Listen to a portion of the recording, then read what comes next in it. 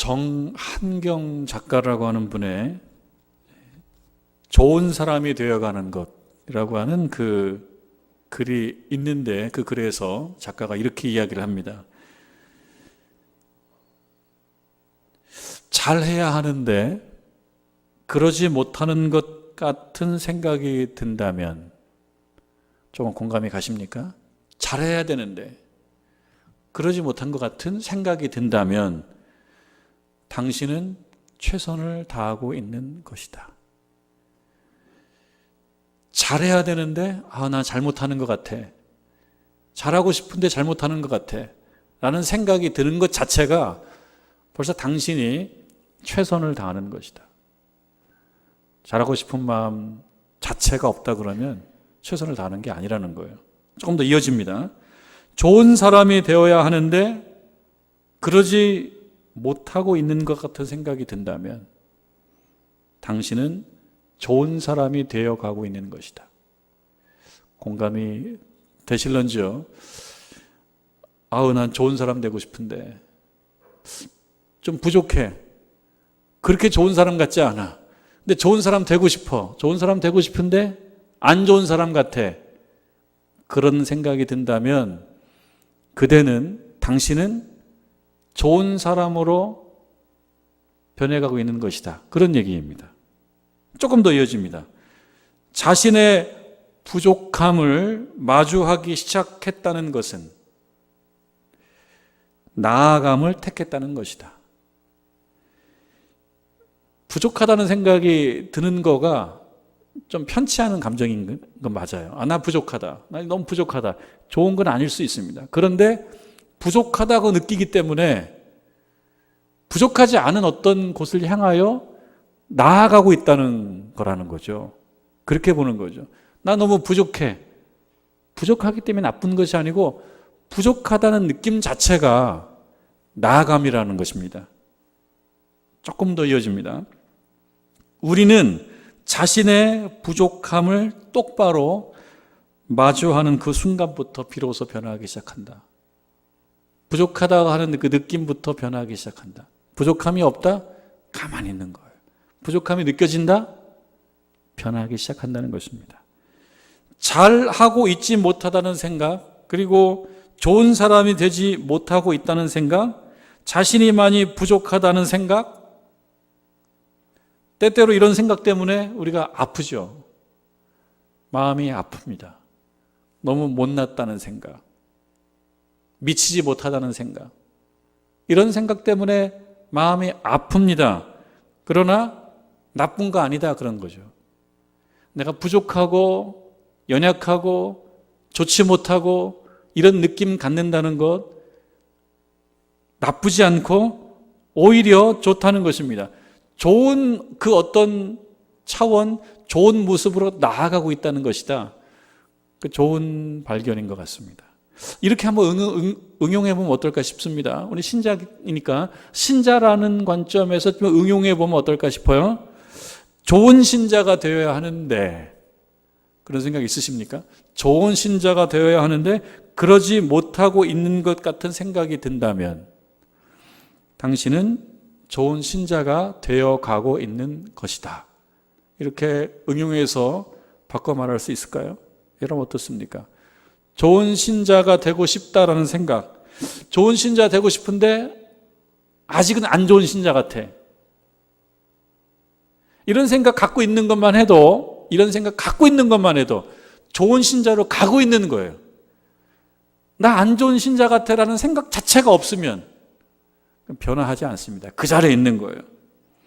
신자로서 자신의 부족함을 마주하기 시작했다라고 하는 것은 나아감을 택했다는 것이다. 이렇게 옮겨도 되겠습니까? 이렇게 응용해도 되겠습니까? 신자로서 내가 부족하다, 나 부족해, 그 부족함과 마주대하기 시작했다? 그렇다면 여러분은, 우리들은 나아감을 택했다는 것이다. 이렇게 말할 수가 있을 것 같습니다.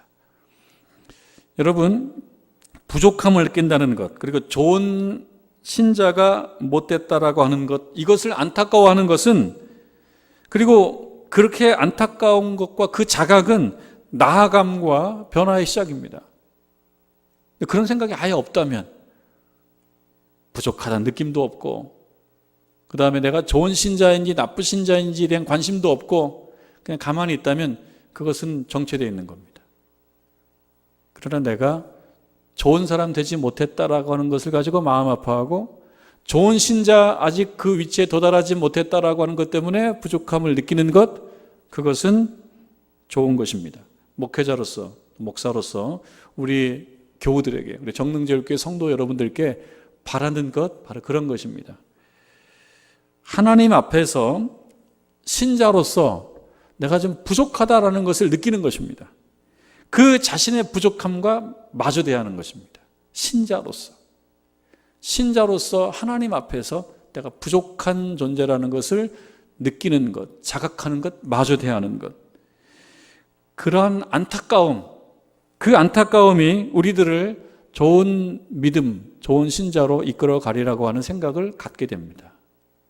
비록 지금은 부족하지만, 지금은 연약하지만 그것을 느낀다는 것. 여러분, 오늘 우리 본문에 나오는 이 시편에 나오는 이 신자는 자신의 부족함을 많이 느끼고 있어요. 그러는 중에 신자의 정체성이 흔들리고 있어요. 좋은 신자가 아닌 것 같고, 온전한 신자가 아닌 것 같고, 하나님과의 관계가 온전치 못하다라고 하는 생각, 그러니까 신자의 정체성이 흔들리는 거예요. 그럼 신자의 정체성이라는 것이 무엇입니까? 하나님과의 관계를 늘 확인하는 것이 신자 아니겠어요?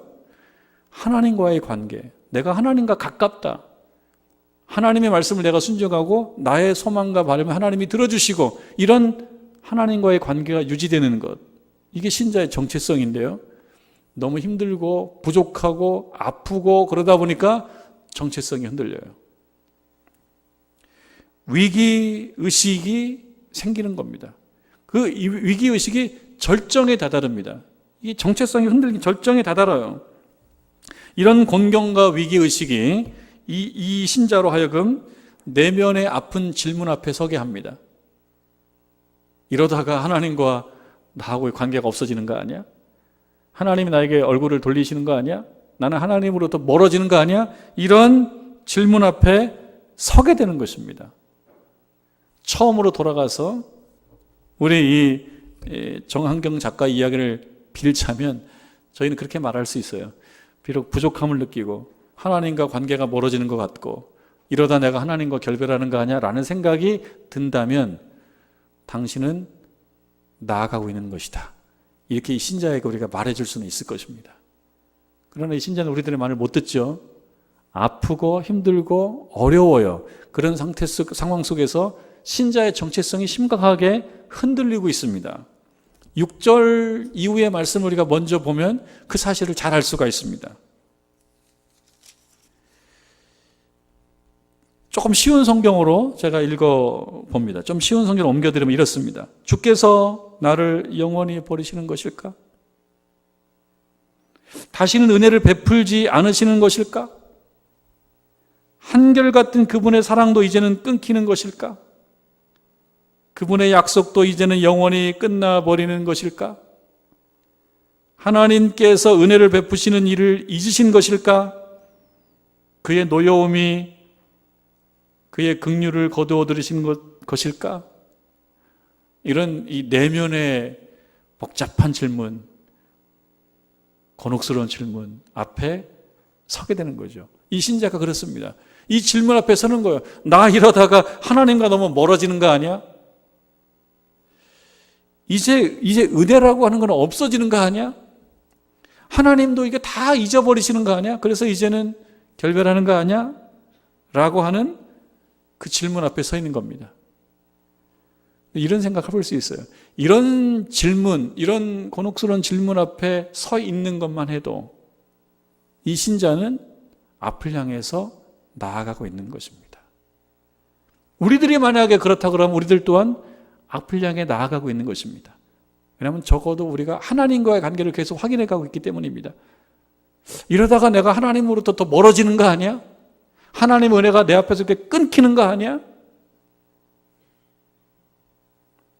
이제 그분의 약속도 영원히 끝나버리는 거 아니야? 이런 생각이 우리들에게 든다면 아픈 경험이겠지만 그런 어떤 물살을 거슬러서 우리가 앞으로 나아가고 있는 것입니다.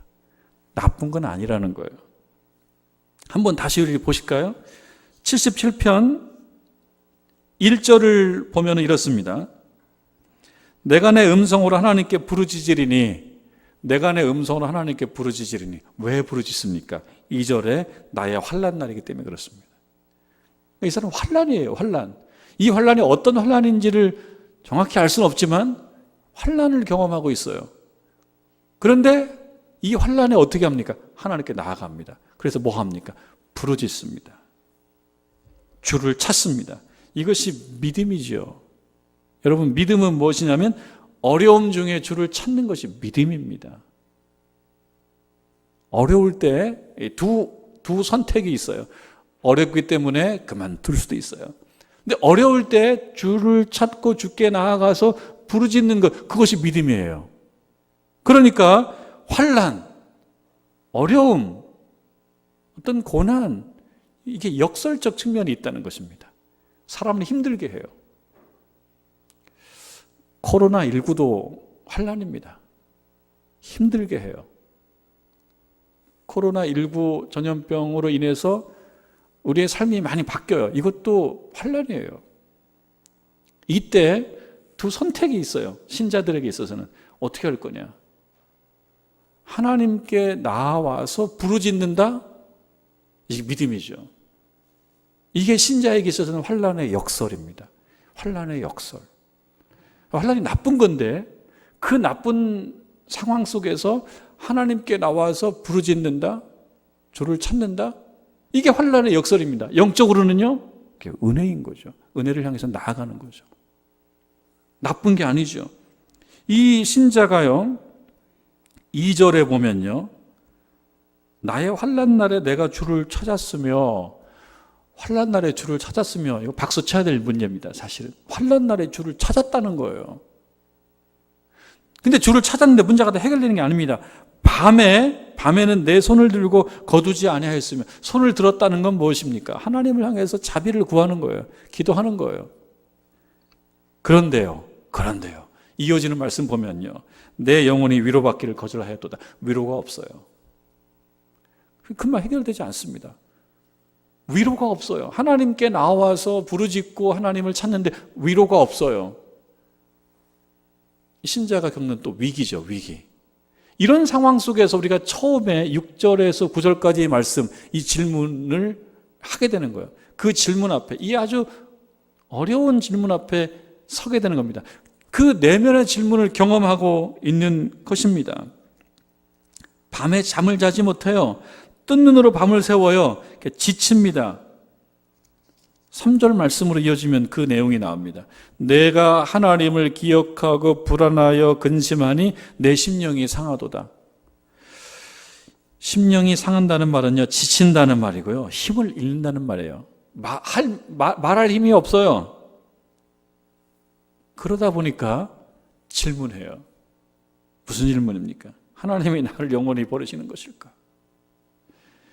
다시는 은혜를 베풀지 않으시는 것일까? 한결같은 그분의 사랑도 이제 끝나는 것일까? 이런 질문을 하는 것입니다. 이러다가 하나님과 내가 상관없어지는 거 아니야? 라고 하는 질문, 그 위기 앞에 서 있는 겁니다. 근데 우리는 한번 생각해 봤죠. 이렇게 하는 것 자체가 이 신자에게 있어서는 아픈 경험이지만, 그러나 앞을 향해서 나아가고 있는 것이다 라고 하는 것을 우리는 볼 수 있지 않습니까? 그래도 이 신자는 앞을 향해서 나아가고 있어요. 왜냐하면 그가 바라는 이 발언들, 이 말들을 보면 다 하나님과의 문제예요. 하나님이 나를 떠나시는 거 아니야? 내가 하나님부터 멀어지는 거 아니야? 이 관심이에요. 이 관심. 지금은 빈곤하지만 이 관심을 갖고 있는 거예요. 하나님께서 나에게 은혜를 이제 거두시는 거 아니야? 그 관심이 뭡니까? 하나님의 은혜예요. 다 뭡니까? 갈급함이죠. 갈증이죠. 나쁜 게 아닌 거죠. 나아가고 있는 거죠. 자, 이러한 신자가, 이 시편 77편의 신자가 어떻게 될 것인가 궁금하지 않습니까? 환난이 있어요. 하나님을 찾아갔어요. 밤을 새요. 잠을 못 자요. 힘이 없어요. 기력을 잃어요. 할 말을 못 해요. 이 신자는 어떻게 될 것인가 궁금하지 않습니까? 13절을 가면요, 이 궁금증이 풀립니다. 13절을 보면 우리가 읽지는 않았습니다. 길어서 13절을 보니까 이렇습니다. 하나님이여 주의 도는 극히 거룩하시오니, 분위기가 막 달라져요. 암담했지 않습니까? 하나님과 뭔가 좀 위기가 있지 않았어요? 신자의 정체성의 혼란을 경험하지 않았어요? 그런데 신자의 정체성이 회복되는 거, 바로 서가는 걸 느낍니다. 하나님이여 주의 도는 극히 거룩하시오니, 하나님이 극히 거룩하시대요. 하나님과 같이 위대하신 신이 누구입니까? 하나님과의 관계가 지금 회복이 되어가고 있어요. 하나님께 대한 믿음이 견고해지고 있어요. 분명히 안 그랬는데 분위기가 굉장히 달라지고 있습니다.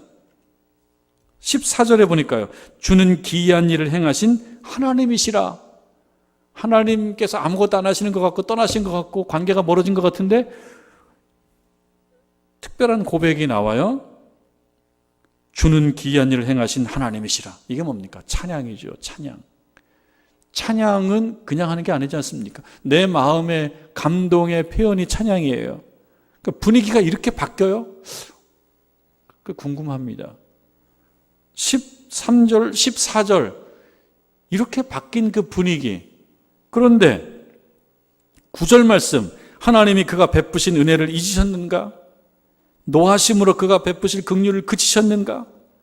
이러한 심각한 질문과 이런 찬양 사이에 도대체 무슨 일이 있었길래, 어떤 사연이 있길래, 어떤 과정이 있었길래 이렇게 분위기가 바뀌는 거지? 그렇다면 이 부분 우리가 관심 있게 봐야 되지 않겠습니까? 우리들도 살면서 그런 고민을 하지 않습니까? 나 이러다가 하나님부터 멀어지는 거 아니야? 하나님 나에게 은혜를 안 주시는 거 아니야? 이 문제가 해결 안 되니까 나 위기 속에 이거 그냥 빠져 있는 거 아니야? 이런 우리들의 현실, 이런 상황이 어떻게 하면 이런 찬양으로 바뀌는 거지? 무슨 과정이 필요한 거지? 무슨 사연이 필요한 거지? 이런 질문을 해봐야 되는 것이 아니겠습니까? 11절로 가볼까요? 그 답이 나옵니다. 곧 여호와의 일들을 기억하며 주께서 옛적에 행하신 기이한 일을 기억하리이다. 여호와의 일들을 기억하며 생각합니다. 이 신자는 뭘 생각하냐면 자신의 절박한 처지를 해결하기 위해서 옛적에 하나님께서 행하신 그 기이한 일들을 기억하겠다, 이렇게 마음먹습니다. 여러분, 신자들에게 있어서 믿음의 위기들이 있습니다. 신자의 정체성의 위기가 있습니다. 그럴 때 옛날에 하나님께서 하셨던 그 기이한 일들을 기억하면은 그 문제는 풀려요. 그런데 위기는 언제 생기냐면 하나님께서 하셨던 일들이 기억이 안 날 때 위기가 되는 거예요. 옛날에 하나님께서 나를 위해서, 우리를 위해서, 우리 교회를 위해서, 우리 나라를 위해서 하나님께서 해주셨다라고 내가 믿었던 그 일이 오늘날 생각이 들지 않아. 기억이 안 돼. 그럴 때 위기가 오는 겁니다. 해결이 안 됩니다. 어려움이 있고 힘든 일이 있음에도 불구하고 언제 바로 설 수 있냐? 하나님께서 예전에, 과거에 나를 위해서 행하셨던 기이한 일들을 기억할 수 있으면 그럼 해결됩니다. 회상할 수 있으면 해결됩니다. 신자의 문제는 그렇게 해결되는 것입니다. 스스로 점검해 보는 거예요. 예전에 하나님께서 나와 함께 하셨던, 내가 힘들 때, 어느 경우는 10대 때, 20대 때, 30대 때 하나님께서 나에게 해주셨던, 위기가 많았는데, 힘든 일들이 많았는데 그때마다 그 위기를 벗어날 수 있도록 인도해 주신 그 하나님의 기이한 일들, 그거를 지금 이 시점에서 회상할 수 있고 기억할 수 있다면 문제는 해결돼요. 믿음이 그렇게 흔들리지 않아요. 바로 설 수 있어요. 근데 언제 어려워지느냐? 기억이 안 돼요. 하나님께서 하셨던 거 가물가물해요. 하나님이 나를 위해서 해주신 게 뭐 있어? 내가 힘들 때 하나님이 뭐 해주신 것이 뭐가 있었어? 라는 생각이 들 때 신자의 정체성은 심각하게 흔들릴 수밖에 없습니다. 그런데 오늘 말씀에 보면 여호와의 일들을 기억하며, 여호와의 일들이라고 하는 것은 하나님께서 나를 위해서 행하셨던 일들이에요. 주께서 옛적에 행하신 기이한 일들. 또 12절로 오면은 또 마찬가지예요. 또 주의 모든 일을 작은 소리로 읊조리며, 주의 모든 일이라고 하는 것이 무엇이냐면 하나님께서 행하신, 나를 위해서 행하신 여러 가지 기이한 일들을 얘기합니다. 이런 일들을요 읊조린다는 거예요. 읊조리는 것은 무엇입니까? 작은 소리로 조근조근 고백하는 것입니다. 내가 말하는 것입니다. 언제 이걸 할 수 있어요? 기도할 때 할 수 있죠.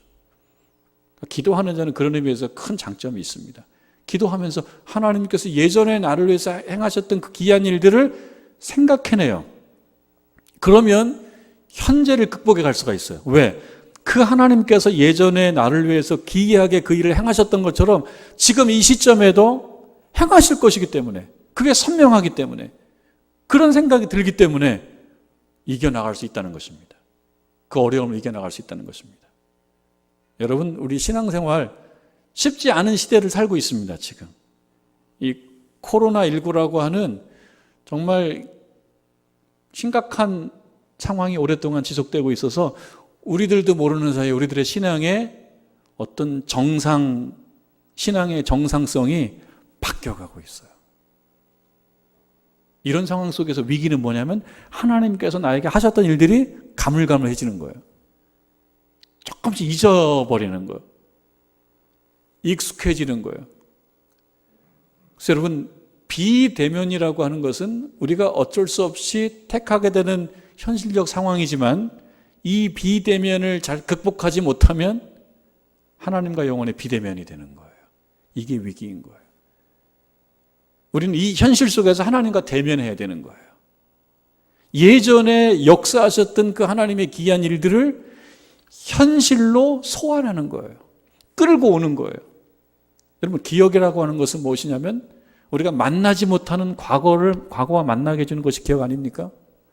만나지 못하는 과거예요. 그 과거랑 만나게 해주는 게 기억입니다. 그런데 굳이 기억할 필요 없는 것들은 다 폐기해야 돼요.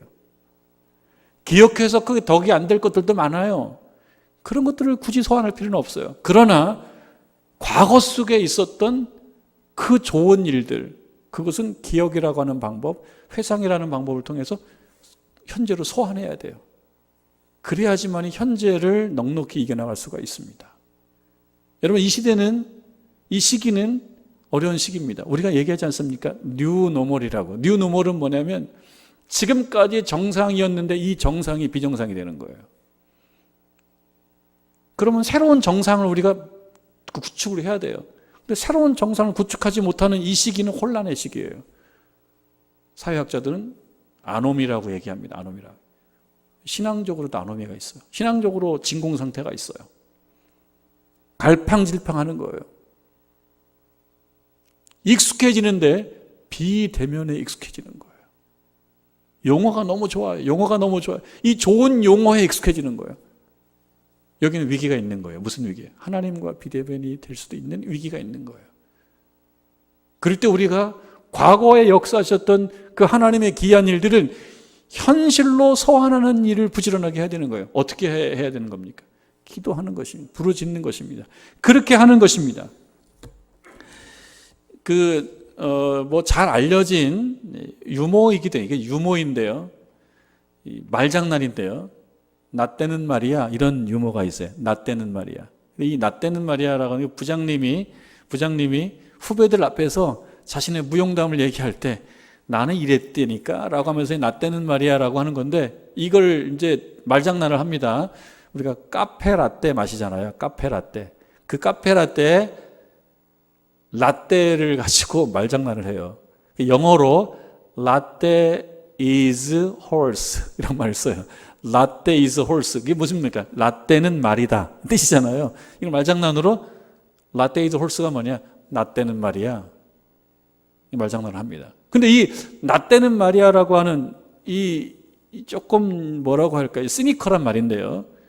이 말은 어떤 말이냐면요. 현재가 빈약한 분들이 과거에 몇 개의 무용담을 현재로 가지고 와서 현대를 버텨내는 거예요. 현재를 지탱하는 거예요. 몇 개의 이야기로. 근데 그 몇 개의 이야기는 누구의 이야기냐면 자기의 이야기예요. 예전에 내가 했었던 그 무용담, 예전에 내가 했다라고 내가 이야기하곤 했던 그 무용담, 나의 이야기죠. 내가 했던 그 무용담을 현재로 가져와서 사람들에게 어필하는 거예요. 다른 말로 얘기하면 현재는 빈약하다는 얘기입니다. 그 빈약한 현재를 무엇으로 채우냐면 나의 몇 개의 과거의 무용담으로 채우는 거예요. 근데 여러분, 그건 좀 좋지 않다는 얘기를 하는 겁니다. 이 나 때는 말이야라고 하는 말은 그런 유머예요. 현재가 빈약한 사람이 과거의 무용담, 그것도 실제는 자기가 한 것도 아닌데 자기가 했다라고 이야기하는 그 무용담을 가지고 현재를 버텨내는 것, 이거는 조금 유감이다, 그 얘기거든요. 여러분, 신자는 어떤 사람의 신자입니까? 과거에 자신의 무용담을 현재로 소환하는 사람을 좋은 신자라고 말할 수가 없어요. 좋은 신자는 어떤 사람이 좋은 신자입니까? 과거에 무용담이 있는데 그 무용담의 주인공이 누굽니까? 우리 하나님이라는 거예요. 우리 하나님이 과거에 있었던 몇 개의 중요한 어려운 상황들 속에서 하나님이 해주셨던 그 하나님의 무용담을 현재로 소환하는 게 신자예요. 그걸 할 수 있어야 된다는 거예요. 오늘 말씀입니다. 곧 여호와의 일들을 기억하며, 오늘 이 시편 77편은요 유달리 기억하다라는 말이 많아요.